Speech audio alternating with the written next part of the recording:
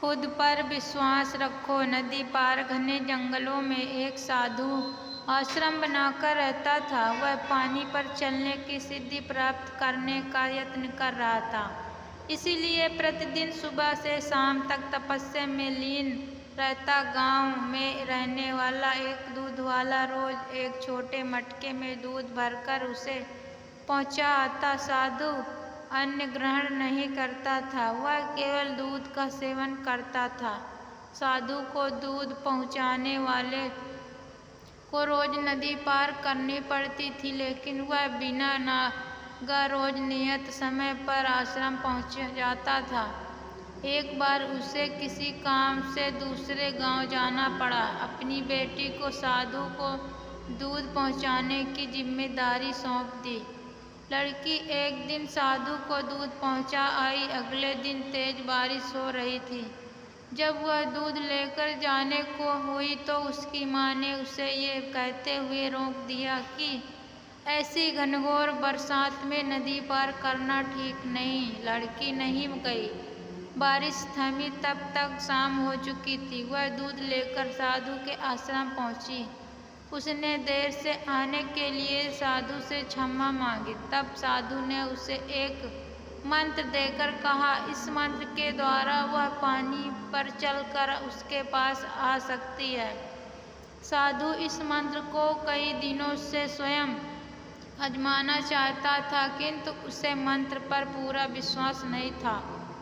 लड़की ने मंत्र लिया और चली गई। उस रात मूसलाधार बारिश हुई और नदी तूफान पर आ गई। अगले दिन लड़की की माँ ने उसे फिर जाने से रोका।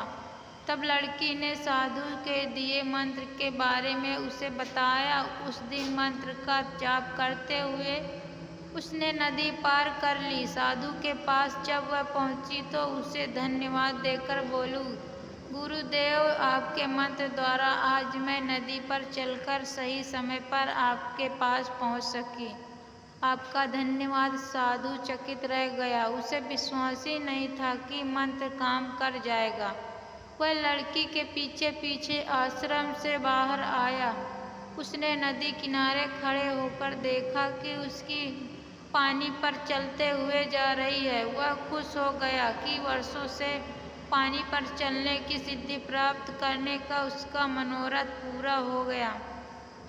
मंत्र जपते हुए उसने नदी के पानी में पैर रखा, फिर खींच लिया। उसे पानी से उतरने में डर लगा कि यदि मंत्र ने काम ना किया तो क्या होगा। लेकिन जब उसने लड़की को नदी के पार सही सलामत पहुंचते देखा तो डरते डरते किसी प्रकार नदी के पानी में उतर गया।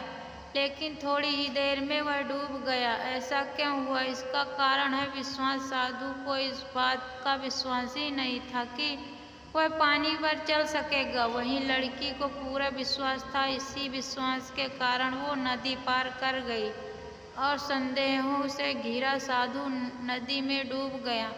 किसी भी काम के सफल होना है तो अपने हुनर के साथ ही अपनी सफलता पर भी विश्वास करना होगा। जिसे अपनी सफलता पर विश्वास ही नहीं, ना वह पूरी लगन के साथ काम कर पाएगा, ना पूरी मेहनत से। ऐसे में वह सफल कैसे होगा? इसीलिए विश्वास की शक्ति का महत्व कम ना आके ये विश्वास की शक्ति ही है कि लोगों ने ऊंचे ऊंचे पर्वत गिरा डाले, खुद पर विश्वास रखे, अपनी सफलता पर विश्वास रखे। अगर आपको हमारी कहानी पसंद आई हो तो सब्सक्राइब जरूर करें ताकि हमारी कहानी आप तक जरूर पहुंचे। धन्यवाद।